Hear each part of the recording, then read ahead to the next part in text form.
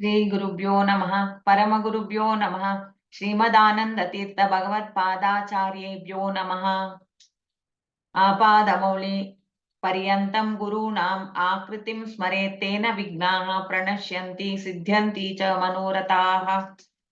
ಇವತ್ತು ನಾವು ಭಗವದ್ಗೀತೆ 3ನೇ ಅಧ್ಯಾಯದ 14, 15 ಜಗಚ್ಚಕ್ರವನ್ನು ಅದು ತಿಳಿಸುತ್ತೆ. ಅದನ್ನು ಒಟ್ಟಿಗೆ ನಾವು ನೋಡ್ಬೇಕು. ಅನ್ನಾದ್ ಭವಂತಿ ಭೂತಾನಿ ಪರ್ಜನ್ಯಾತ್ ಅನ್ನ ಸಂಭವಃ ಯಜ್ಞಾತ್ ಭವತಿ ಪರ್ಜನ್ಯೋ ಯಜ್ಞಃ ಕರ್ಮ ಸಮುದ್ಭವಃ ಕರ್ಮ ಬ್ರಹ್ಮೋದ್ಭವಂ ವಿದ್ಧಿ ಬ್ರಹ್ಮಾಕ್ಷರ ಸಮುದ್ಭವಂ ತಸ್ಮಾತ್ ಸರ್ವಗತಂ ಬ್ರಹ್ಮ ನಿತ್ಯಂ ಯಜ್ಞೆ ಪ್ರತಿಷ್ಠಿತಂ.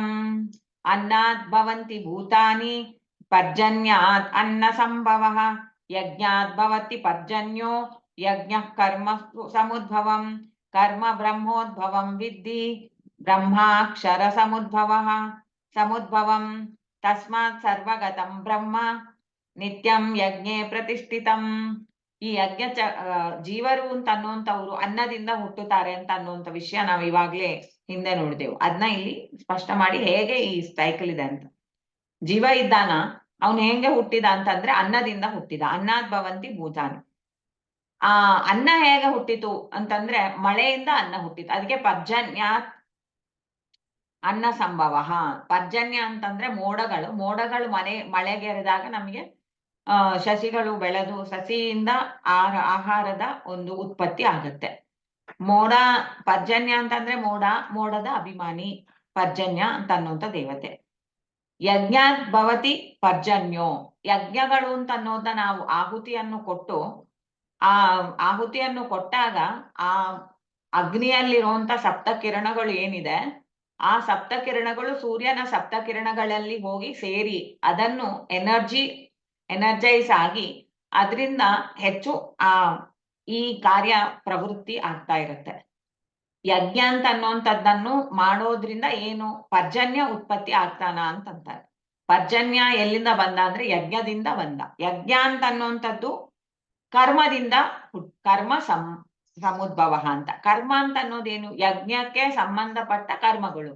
ಅದೇನ್ ಆ ಎಲ್ಲಾ ಕರ್ಮಗಳು ಯಾರ್ ಮಾಡ್ತಾನ? ಪರಮಾತ್ಮ ಕರ್ಮಗಳು ಹೇಗಾಯ್ತು ಅಂತ ಕೇಳಿದ ಅದನ್ನ ಹೇಳ್ತಾರೆ ಕರ್ಮ ಬ್ರಹ್ಮೋದ್ಭವಂ ಅಂತ. ಹಿಂದೆ ಹೇಳಿದ ಕೃಷ್ಣ ಪರಮಾತ್ಮನ ಒಂದು ಹೇಳು ಶ್ಲೋಕಗಳಲ್ಲಿ ಆಚಾರ್ಯರು ತಿಳಿಸಿದ್ರು, ಈ ಜೀವ ಅಂತ ಅನ್ನುವಂಥವ ಪ್ರತಿಬಿಂಬ. ಅವನೇನು ಕಾರ್ಯವನ್ನು ಸ್ವತಂತ್ರವಾಗಿ ಮಾಡ್ಲಾರು, ಪರಮಾತ್ಮನೇ ಒಳಗಿದ್ದು ಮಾಡಿಸುವ, ಅವನೇ ಬಿಂಬ. ಸೊ ನಹಿ ಪ್ರತಿಬಿಂಬಸ್ಯ ಕ್ರಿಯಾ ಬಿಂಬ ಕ್ರಿಯೇವ ಕ್ರಿಯಾವ ಅಂತ. ಸೊ ಬಿಂಬನಾಗಿರುವಂತ ಬ್ರಹ್ಮ, ಸರ್ವಗುಣ ಪರಿಪೂರ್ಣನಾಗಿರೋ ಬ್ರಹ್ಮನೇ ಕರ್ಮವನ್ನು ಹುಟ್ಟಿಸ್ತಾನ, ಕರ್ಮವನ್ನು ಮಾಡಿಸ್ತಾನ. ಈ ಕರ್ಮವನ್ನು ಮಾಡಿಸ್ತಾ ಇರುವಂತ ಬ್ರಹ್ಮ ಹೇಗೆ ಹುಟ್ಟಿದ ಅಂದ್ರೆ ಅಕ್ಷರದಿಂದ ಹುಟ್ಟಿದ. ಅಕ್ಷರ ಅಂದ್ರೆ ವೇದದಿಂದ ಅವನು ಹುಟ್ಟಿದ. ವೇದ ಪ್ರತಿಪಾದ್ಯ. ವೇದ ಅಂತ ಅನ್ನುವಂಥದ್ನ ತಿಳ್ಕೊಂಡು ವೇದವನ್ನು ಅಧ್ಯಯನ ಮಾಡಿ ಮಹಾಭಾರತ, ರಾಮಾಯಣ, ಭಗವದ್ಗೀತೆ ಇದ್ರೊಳಗೆಲ್ಲ ಬಂದಿರೋಂತ ಪರಮಾತ್ಮನ ವಿಚಾರವನ್ನು ತಿಳ್ಕೊಂಡ ಜೀವ ಆ ಬ್ರಹ್ಮ ಅಂತ ಅನ್ನೋದದ್ದು ಅವನೇ ಕರ್ತ ಅಂತ ಅನ್ನೋದನ್ನ ಹೇಳ್ತಾನೆ. ಅಕ್ಷರದಿಂದ ಬ್ರಹ್ಮ, ಮತ್ತೆ ಅಕ್ಷರವನ್ನು ಅಧ್ಯಯನ ಮಾಡುವಂತ ಜೀವ.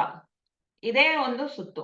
ಜೀವ ಅನ್ನದಿಂದ ಹುಟ್ಟಿತು. ಸೊ ಅನ್ನ, ಜೀವ, ಪರ್ಜನ್ಯ, ಯಜ್ಞ, ಕರ್ಮ, ಬ್ರಹ್ಮ, ಅಕ್ಷರ ಅಂತ ಹೀಗೆ ಒಂದು ಸೈಕಲ್ ಆಗಿ ಇದಿದೆ. ಒಂದು ಸೈಕಲ್ ಅಲ್ಲಿ ನಾವು ಯಾವ್ದನ್ನಾದ್ರೂ ಮಿಸ್ ಮಾಡಿದ್ರು ಕೂಡ ನಾವು ಬಂದು ಮಾಡ್ತಿರುವಂತದ್ದು ಅಪರಾಧ. ಅದಕ್ಕೆ ಆ ಯಜ್ಞ ರೂಪದಲ್ಲಿ ಮಾಡು ಅಂತ ಹೇಳುವಾಗ್ಲೇ ಏನು ರೀತಿಯಲ್ಲಿ ಇದು ನಡೆಯುತ್ತೆ ಅಂತ ತಿಳ್ಕೊಂಡು ಆ ರೀತಿಯಲ್ಲಿ ಇರುವಂತ ನಮ್ಮ ಪಾಲು ಏನೋ ಅದನ್ನು ನಾವು ಮಾಡ್ಕೊಂಡು ಹೋಗ್ತಾ ಇರ್ಬೇಕು. ಅವರವರ ಕರ್ಮ ಅವರವರಿಗೆ ಅಂತಾರೆ. ವರ್ಣ ಆಶ್ರಮಕ್ಕೆ ತಕ್ಕಂಗಿರುವಂತ ಕರ್ಮಗಳನ್ನು ಅವ್ರು ಮಾಡ್ತಾ ಹೋಗ್ಬೇಕು. ಮಾಡುವಾಗ ಪರಮಾತ್ಮ ಮಾಡಿಸ್ತಾನ ಅಂತ ತಿಳಿಬೇಕು. ಪರಮಾತ್ಮ ಅಂತ ಅನ್ನುವಂಥವನ್ನ ವೇದದ ಮೂಲವಾಗಿ, ಆಪ್ತವಾಕ್ಯಗಳ ಮೂಲವಾಗಿ ತಿಳಿತಾ ಹೋಗ್ಬೇಕು. ಈ ಜೀವ, ಆ ಜೀವನಿಗೆ ಕೊಟ್ಟ ಹುಟ್ಟು ಅನ್ನ. ಅನ್ನ ಅಂತ ಅನ್ನೋದು ಹುಟ್ಟಿದ್ದು ಪರ್ಜನ್ಯದಿಂದ, ಪರ್ಜನ್ಯ ಹುಟ್ಟಿದ್ದು ಯಜ್ಞದಿಂದ, ಯಜ್ಞ ಕರ್ಮದಿಂದ, ಕರ್ಮ ಮತ್ತೆ ಬ್ರಹ್ಮನಿಂದ ಮಾಡಲ್ಪಟ್ಟಿದ್ದು. ಅವನೇ ಸ್ವತಂತ್ರ ಕರ್ತ. ಹೀಗೆ ತಿಳ್ಕೊಂಡು ಈ ಯಜ್ಞ ಕರ್ಮವನ್ನು ಮಾಡ್ಲೇಬೇಕು ಅಂತ ಅನ್ನೋದು ಹೇಳ್ತಾರೆ. ಯಜ್ಞ ಅಂತ ಅನ್ನೋದು ಈ ಜಗಚ್ಚಕ್ರದ ಒಂದು ಅಂಗವಾಗಿದೆ. ಆ ಯಜ್ಞಕ್ಕೆ ಸಂಬಂಧಪಟ್ಟ ಎಲ್ಲಾ ಕ್ರಿಯೆಗಳು ನಡೀತಾ ಹೋಗ್ತಾ ಇರತ್ತೆ. ಅದ್ ನಮ್ಮ ಕೈಯಲ್ಲಿ ಇಲ್ಲ ಯಾವುದು ಕೂಡ. ಅದ್ ನಡೀತಾ ಹೋಗ್ತಾ ಇರತ್ತೆ ಪರಮಾತ್ಮನ ಇಚ್ಛೆಯಂತೆ. ನಮ್ಮ ಪಾಲೇನು ಅಂತಂದ್ರೆ ಅದಕ್ಕೆ ಸಂಬಂಧಪಟ್ಟ ಏನು ಜೀವನ ಒಂದು ನಡೆ ಇದೆ. ಅನ್ನದಿಂದ ಅವನು ಹುಟ್ಟೋದ್ರಿಂದ ಅನ್ನ ಅಂತ ಅನ್ನುವಂಥದ್ದನ್ನು ಅವನು ತುಂಬಾ ಗೌರವಪೂರ್ವಕವಾಗಿ ನೋಡ್ಬೇಕು. ಅನ್ನವನ್ನು ಪರಮಾತ್ಮನ ಪ್ರೀತ್ಯರ್ಥವಾಗಿಯೇ ಸಮರ್ಪಣೆ ಮಾಡ್ಬೇಕು. ಅವನೇ ಅದ್ರೊಳಗಿದ್ದು ನಮಗೆ ಅನ್ನವನ್ನು ಉಣ್ಣೋದಕ್ಕಾಗಿ ಅನುಗ್ರಹ ಮಾಡ್ತಾನ, ಅನ್ನದಲ್ಲಿ ಇದ್ದು ಅನ್ನದಾನ ಆಗಿದ್ದಾನ ಅಂತ. ಅನ್ನಾದ ಅಂತಂದ್ರೆ ಉಣ್ಣೋದಕ್ಕಾಗಿ ಅನ್ನಾದನಾಗಿದ್ದಾನ, ಅನ್ನದ ಅಂತಂದು ಅನ್ನವನ್ನು ಕೊಡ್ತಾ ಇದ್ದಾನ ಅಂತ.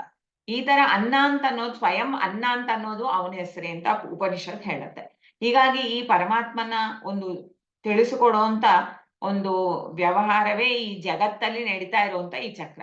ಅವನನ್ನು ಯೋಗ್ಯರಿಗೆ ತಿಳಿಯೋದಕ್ಕಾಗಿಯೇ ವೇದ ಇದೆ. ಆ ವೇದವನ್ನ ಅಧ್ಯಯನ ಮಾಡುವಂತ ಜೀವನಿಗೆ ಹುಟ್ಟು ಅನ್ನದಿಂದ ಇದೆ. ಅನ್ನ ಅಂತ ಅನ್ನುವಂಥದ್ದು ಪರ್ಜನ್ಯದಿಂದ ಹುಟ್ಟತ್ತೆ. ಪರ್ಜನ್ಯ ಯಜ್ಞದಿಂದ, ಯಜ್ಞ ಕರ್ಮದಿಂದ, ಕರ್ಮ ಬ್ರಹ್ಮನಿಂದ, ಬ್ರಹ್ಮ ಮತ್ತೆ ವೇದದಿಂದ. ಹೀಗೆ ಸುತ್ತಾ ಇದೆ ಈ ಸೈಕಲ್ ಅಂತ ಅಂತಾರೆ.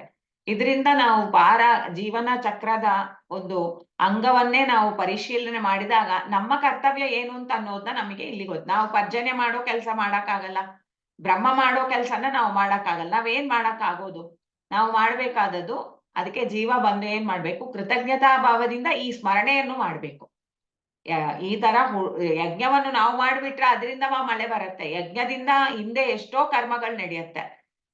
ಇದು 7 ಕಿರಣಗಳು ಅಂತ ಅನ್ನೋದ್ ಬಗ್ಗೆ ನಮ್ಮ ಗುರುಗಳು ತಿಳಿಸ್ತಾರೆ. ಈ 7 ಗುರು ಕಲರ್ಸ್ ಏನು ಅಗ್ನಿಯಲ್ಲಿದೆಯೋ ಅದೇ ಸೂರ್ಯನಲ್ಲೂ ಇದೆ.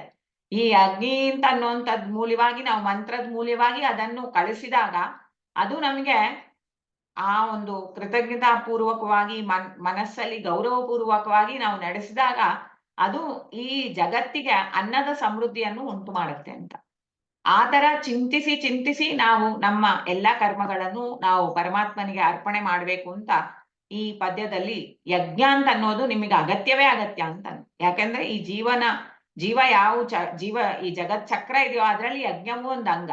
ಆ ಅಂಗದ ನೀವು ಬಿಟ್ರೆ ಬೇರೆ ಎಲ್ಲವನ್ನೂ ನಿಮ್ಗೆ ಏರ್ಪೇರ್ ಆಗತ್ತೆ. ಅದರಿಂದ ಚಕ್ರನ ಆಲ್ರೆಡಿ ಸ್ಟೆಬಿಲೈಸ್ ಮಾಡಿ ಪರಮಾತ್ಮ ಇಟ್ಟಿದ್ದಾನ.